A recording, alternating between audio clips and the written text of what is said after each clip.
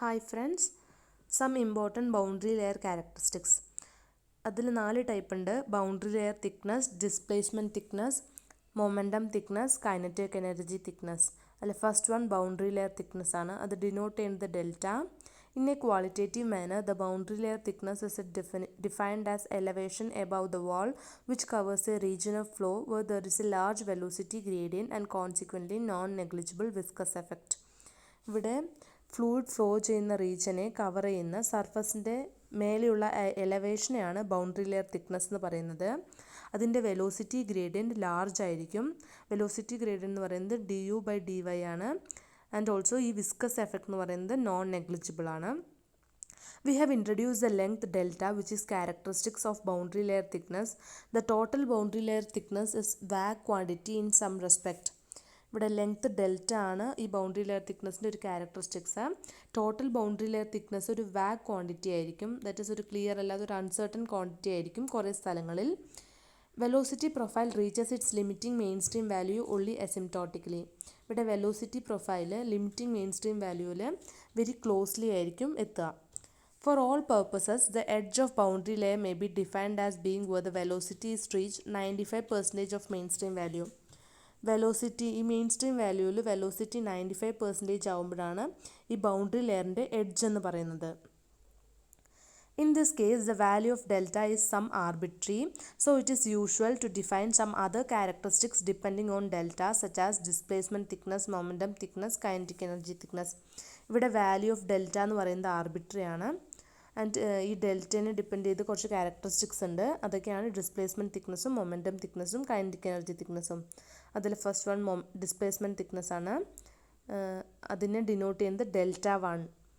One major influence of viscosity is to slow down the fluid near to the surface, so causing the streamline to be displaced outwards from the wall. In inviscid fluid, the streamline would have been at a distance hi/xy from the wall. ഇവിടെ ഈ വിസ്കോസിറ്റിൻ്റെ major influence കാരണം ഈ fluid flow സർഫസിൽ നിന്ന് കുറച്ച് displace ആയിട്ട് ഒരു wall ഉണ്ടെങ്കിൽ അത് ഡിസ്പ്ലേസ് ആയിട്ട് ഔട്ട്വേർഡായിട്ട് നിൽക്കും. ഈ ഡിസ്റ്റൻസ് ആണ് hi/xy എന്ന് പറയുന്നത്.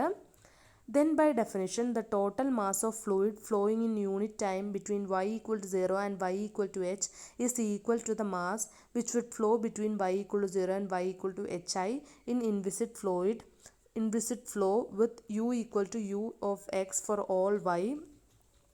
ഇവിടെ യൂണിറ്റ് ടൈമിൽ ഈ മാസ് ഓഫ് ഫ്ലൂയിഡ് എന്ന് പറയുന്നത് ഒഴുകുന്നത് ഈ ഫ്ലൂയിഡ് ഫ്ലോ ചെയ്യുന്നത് y=0ൻ്റെയും y=hൻ്റെയും ഇടയിലൂടെയാണ്. ആ ഫ്ലൂയിഡിനോട് ഈക്വൽ ആണ് ഈ മാസ് ഓഫ് ഫ്ലോ ബിറ്റ്വീൻ y=0ഉം y=hi. ഇവിടെ അതിൻ്റെ ഡെഫിനിഷൻ തന്നിട്ടുണ്ട്. ഉദ്ദേശിക്കുന്നത് വിസ്കസ് ഫ്ലൂയിഡും ഇൻവിസിഡ് ഫ്ലൂയിഡും ഈക്വൽ ആണ് എന്നാണ് കാണിക്കുന്നത്. അതിൻ്റെ ഒരു ഡിഫൈൻ ചെയ്തിട്ടുണ്ട് അവർ. Integral 0 to h rho u dy equal to integral 0 to hi rho u1 dy. അതിനെ നമ്മൾ ഡിഫറൻഷ്യേറ്റ് ചെയ്യുമ്പോൾ നമുക്ക് ഫൈനലായി കിട്ടുന്നത് integral 0 to h u/u1 dy എന്നാണ്. Thus the amount by which the streamline displaced outward under the influence of viscosity is given by h minus hi equal to h minus integral 0 to h u/u1 dy എന്ന്. എൻ്റെ ഫൈനലായി കിട്ടുമ്പോൾ നമുക്ക് integral 0 to h 1 minus u/u1 dy എന്ന് കിട്ടും. ഇനി the amount by which streamline fall from wall are displaced.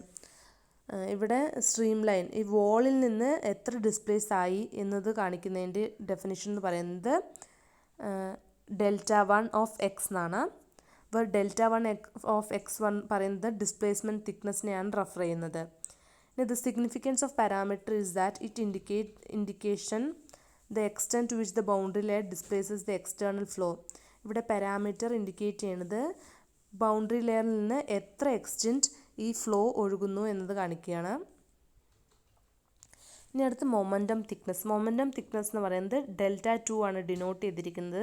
ഇത് second important മെഷറാണ്. Boundary layer തിക്നെസ്സിൻ്റെ second important measure and which is defined for incompressible flow is ഇവിടെ incompressible flow define ചെയ്തിരിക്കുന്നത് delta2 equal to integral 0 to infinity u/u1 into 1 minus u/u1 dy we note that delta 2 u1 square delta 2 equal to delta u1 square integral 0 to infinity. നമുക്ക് നേരത്തെ delta 2 തന്നിട്ടുണ്ട്, അതിവിടെ substitute ചെയ്യുമ്പോൾ u by u1 1 minus u by u1 dy എന്ന് കിട്ടി.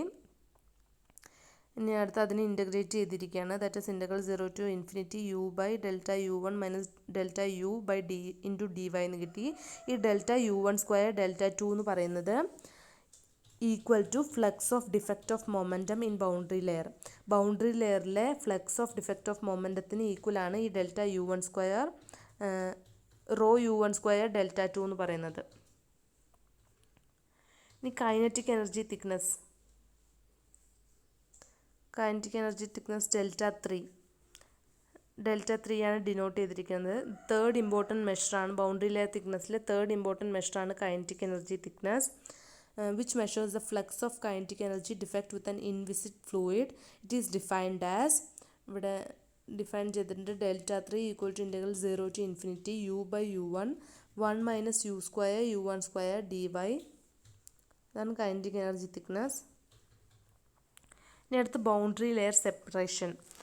Boundary layer separation എന്ന് പറയുന്നത് when pressure increases in the flow direction, the pressure force act upon the slower moving fluid so as to slow down its still further and greater thickening of boundary layer occur. However, this is not likely to affect the external flow significantly unless the magnitude or the increased pressure is so great that slow moving fluid in the inner part of boundary layer is ultimately brought to rest and a slow back slow inverse flow setup. ഇവിടെ ഈ flow direction, ഈ fluid ഫ്ലോൻ്റെ pressure കാരണം ഈ pressure force slower moving ഫ്ലൂയിഡിൽ act ചെയ്യും. So അത് വീണ്ടും സ്ലോ ആയിട്ട് ഒരു ബൗണ്ടറി ലെയർ അക്വയർ ചെയ്യാണ്. ഇവിടെ ഇതിന് എക്സ്റ്റേണൽ ഫ്ലോയിൽ ഇത് എഫക്റ്റ് ചെയ്യില്ല. ബിക്കോസ് അതിൻ്റെ മാഗ്നിറ്റ്യൂഡ്, അതിൻ്റെ പ്രഷർ എന്ന് പറയുന്നത് ഈ സ്ലോവർ മൂവിങ് ഫ്ലൂയിഡിനേക്കാളും ലാർജ് ആയിരിക്കും. അതുകൊണ്ട് എക്സ്റ്റേണൽ ഫ്ലോയിൽ ഇത് എഫക്റ്റ് ചെയ്യില്ല. ഇത് ഇവിടെ ബൗണ്ടറി ലെയറിൻ്റെ ഇന്നർ പാർട്ട് എന്ന് പറയുന്നത് ഈ സ്ലോവർ മൂവിങ് ഫ്ലൂയിഡാണ്. സോ ഈ slower moving fluid ultimately slow down ആയി അത് റെസ്റ്റിലോട്ട് പോവുകയാണ്. So when this stage is reached that a backflow takes place close to the wall, the forward moving fluid in a mainstream is forced to move away, separate from the wall in order to bypass the reverse flow region. The phenomenon is referred to as boundary layer separation. ഇങ്ങനെ slow down ആയി റെസ്റ്റിലാവുമ്പോൾ ഈ സ്റ്റേജിൽ ഇവിടെ ഒരു back flow, ഒരു reverse flow ഉണ്ടാവുകയാണ്. Reverse flow ഉണ്ടാവുമ്പോൾ ഈ ഫോർവേഡ് മൂവിങ് ഫ്ലൂയിഡ്, ഈ മെയിനായിട്ട് മെയിൻ സ്ട്രീം വാല്യൂള്ള ഫോർവേഡ് മൂവിങ് ഫ്ലൂയിഡ് എന്താവും, സെപ്പറേറ്റ് ആയിട്ട് ഒരു വോളിൽ നിന്ന് സെപ്പറേറ്റ് ആയിട്ട് ബൈപ്പാസ് ചെയ്ത് വേറൊരു ഡയറക്ഷനിൽ പോകും. ആ ഡയറക്ഷനിൽ പോകുമ്പോഴാണ് അതിനെയാണ് ഈ ബൗണ്ടറി ലെയർ സെപ്പറേഷൻ എന്ന് പറയുന്നത്. ഈ മെയിൻ സ്ട്രീം വാല്യൂവിൽ നിന്ന് വേറൊരു ബൈപ്പാസ് ചെയ്ത് വേറെ ഡയറക്ഷനിൽ പോകുമ്പോൾ സെപ്പറേറ്റ് ചെയ്ത് പോകുന്നതിനെയാണ് ബൗണ്ടറി ലെയർ സെപ്പറേഷൻ എന്ന് പറയുന്നത്. Thank you.